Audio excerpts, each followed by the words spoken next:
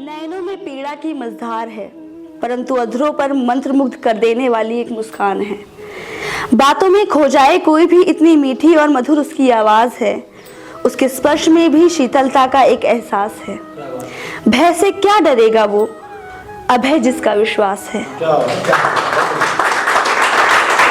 बांसुरी ही एकमात्र प्रतीक नहीं है उनका, भयभीत हो जाते हैं बड़े बड़े लोग भी, जिससे वो सुदर्शन भी जिसके पास है।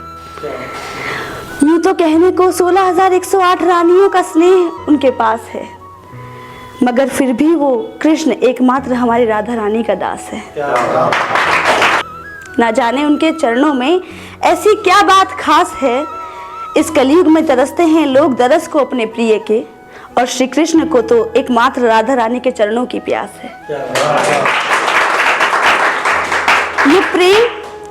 ये प्रेम नहीं है क्षण मात्र का, ये तो सदियों से चल रहा वृंदावन का वो रास है, जो आज भी विराजमान है धरती के हर कण कण में और प्रत्येक मनुष्य के हृदय के पास है। यदि कोई ढूंढे हमारे प्रभु को, तो निसंदेह कह देना कि वो हमारी राधा रानी के पास हैं। और अगर कोई कहे कि कृष्णदास है राधा रानी के, तो इसमें कोई शक नहीं हमारे प्रभु को, क्योंकि वो खुद ये स्वीकारते हैं कि हाँ, वो हमारी राधा रानी के दास हैं।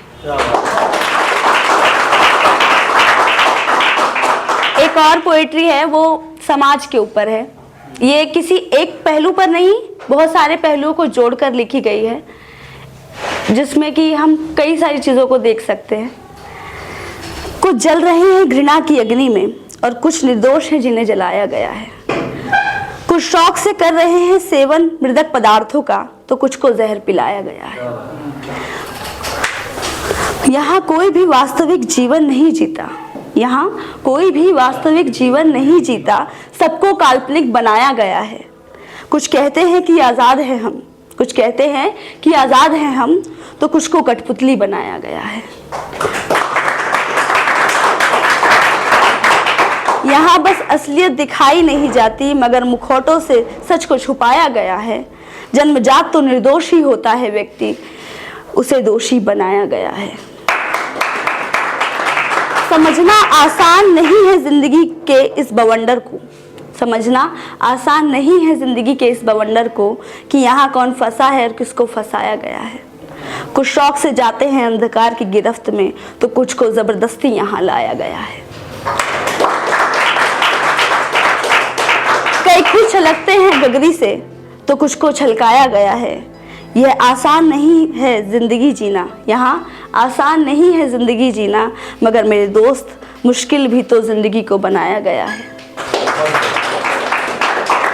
स्त्री और पुरुष की समानता को यहाँ बस बताया गया है, स्त्री और पुरुष की समानता को यहाँ बस बताया गया है। एक पक्षी के दो पंख है ये, ना ये समझाया गया है। फिर भी समाज में स्त्रियों को कमजोर बताया गया है।